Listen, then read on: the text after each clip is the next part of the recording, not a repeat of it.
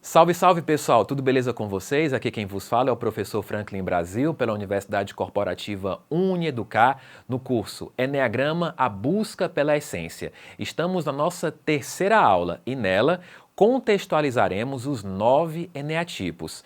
Vocês lembram da aula número 2? Nós fizemos um pequeno resumo de cada um deles, nós adjetivamos cada eneatipo e ressalvei, por favor, não se autotipifiquem e tampouco tipifiquem o colega ao lado. Não se faz, até porque vocês ainda são principiantes nessa matéria, nesse conteúdo. É muito importante que entendamos que a reflexão e o estudo aprofundado se faz necessário nesse conhecimento tão essencial. Portanto, sem mais delongas, povo bonito, eu começarei a contextualizar do 1 ao 9. Vamos aqui ao primeiro e eu colocarei aqui algumas características essenciais para cada um deles. E também, para tornar o nosso conteúdo um pouco mais lúdico, eu sempre falarei que cada eneatipo tem um avatar, tem um desenho. Eu acho que assim fica mais até divertido de aprender esse conteúdo tão legal. Vamos para o primeiro, eneatipo 1. Ele é a ética e a perfeição.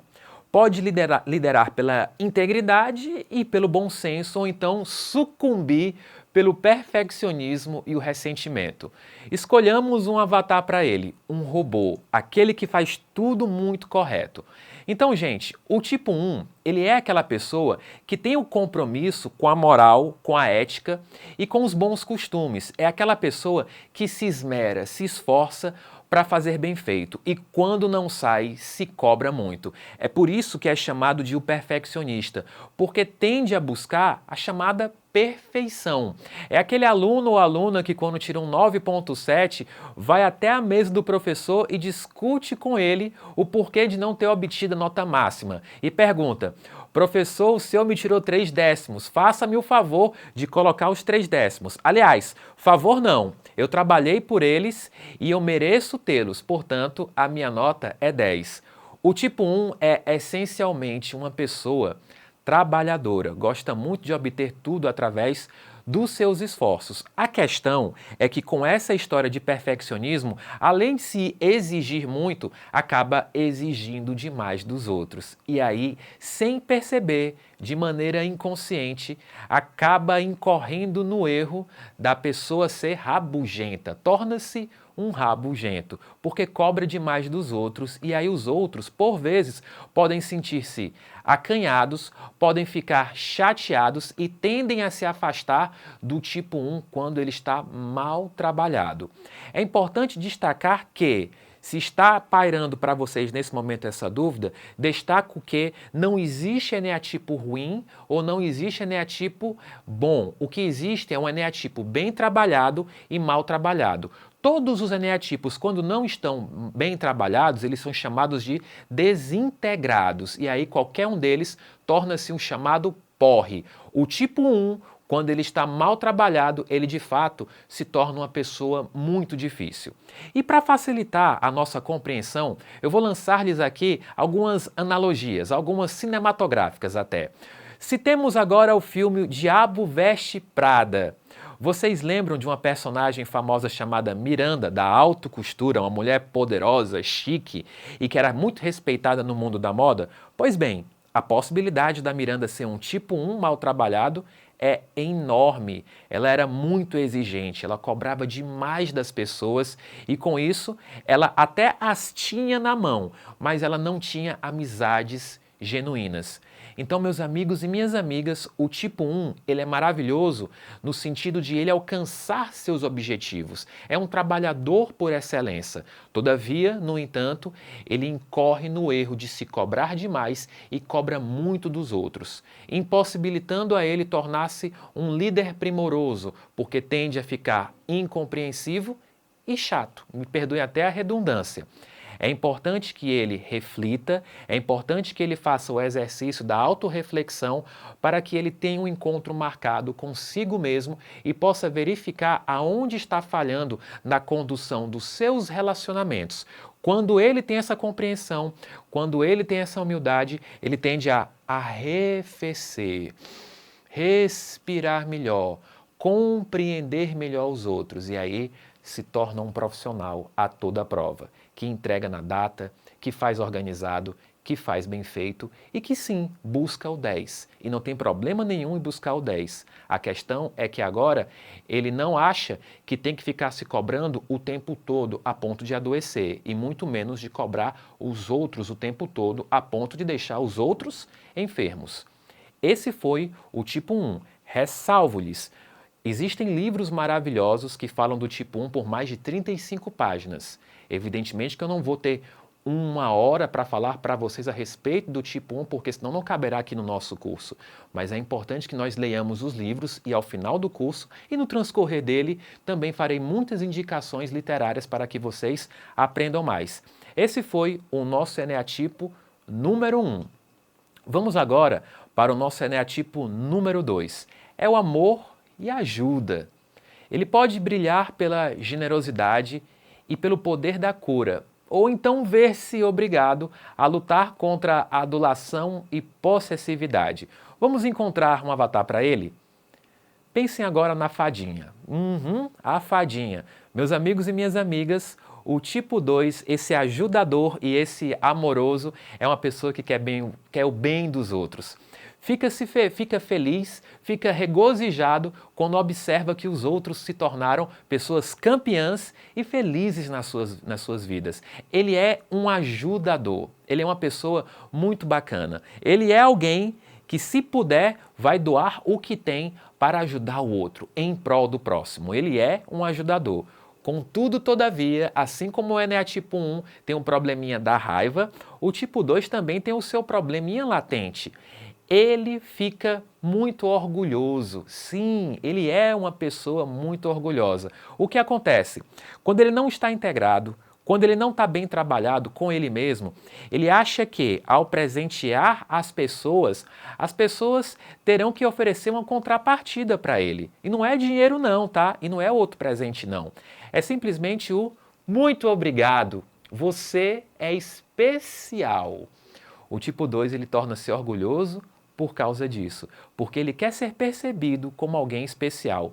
E antes que alguém me pergunte no chat, professor Franklin, mas se a pessoa sabe que tem esse defeito, então por que ela continua incorrendo nele? Deixa eu te dizer uma coisa, senhor e senhora curiosos. Geralmente, os defeitos que nós temos, nós humanos, eles são inconscientes. Nós não fazemos as coisas deliberadas. Nós não arquitetamos os nossos defeitos. Eles simplesmente saem. Por isso que é tão importante a autoavaliação. O eneagrama, ele é um convite para a autorreflexão. Para um, para o 2 e para todos os demais. Então, o tipo 2, ele precisa entender que ele não precisa ter das pessoas esse elogio o tempo inteiro. Deixa eu citar-lhes aqui um exemplo. Vocês lembram daquele seriado famoso, o Chaves? Lembram do professor Girafales? E lembram que ele tinha uma aluna chamada Pops? Lembrem que a Pops todos os dias dava uma maçã para o professor.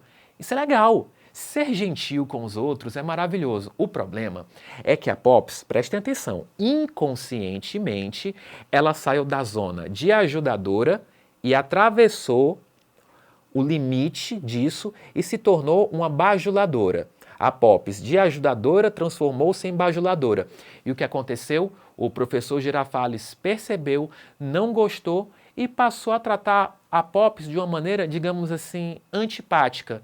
Nós, vemos e convenhamos, e sejamos sinceros, nós não gostamos de bajuladores, porque o bajulador, desculpe a expressão chula, ele é o chamado lambe-botas, e ninguém gosta disso. Nós gostamos de ter relacionamentos íntegros. Então, o 2, para ele poder crescer, se elevar, ele precisa entender que o maior presente não é a maçã, não é o livro, é ele.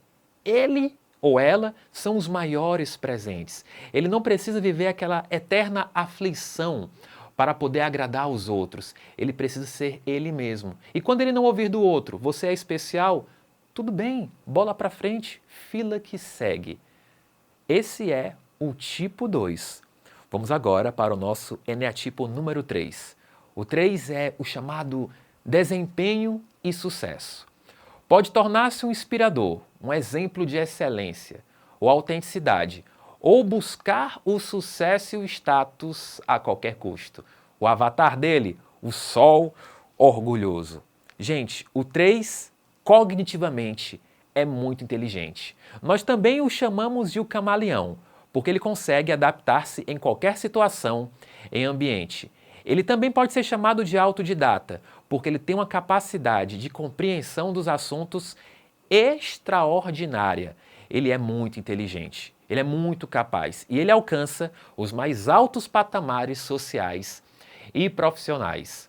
Bom, alguns críticos o chamam também de o pavão, porque ele é muito vaidoso. Quando ele não está integrado, quando ele não está bem consigo, ele fica desintegrado, ele se torna excessivamente pavão, excessivamente vaidoso, gosta muito de chamar a atenção pelos seus feitos.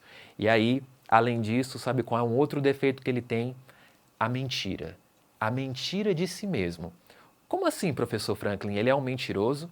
Sim, e ele é inconsciente. Reitero, os defeitos são inconscientes, não são deliberados. E essa mentira, a maior dela é a que ele conta para ele mesmo.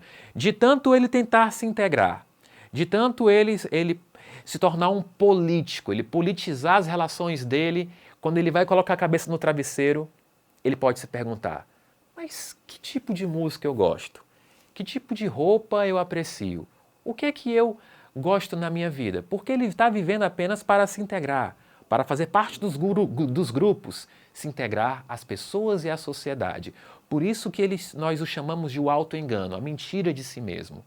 Então, o tipo 3, ele precisa entender que ele não tem que ser um campeão de popularidade, ele não precisa ter 100% de aprovação, ele nem sempre precisa ocupar a presidência ou a diretoria, ele pode ocupar grandes cargos e não precisa ficar aflito se acaso não chegar no tempo que ele projetou chegar lá. O tipo 3 precisa ter esse encontro marcado com a originalidade e com a simplicidade para ele poder, descansar um pouco mais.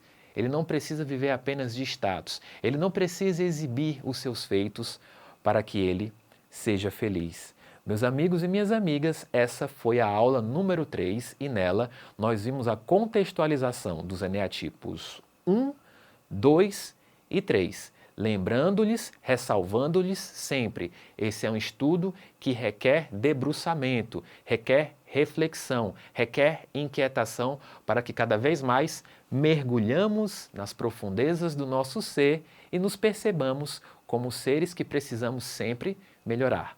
Paz e bem.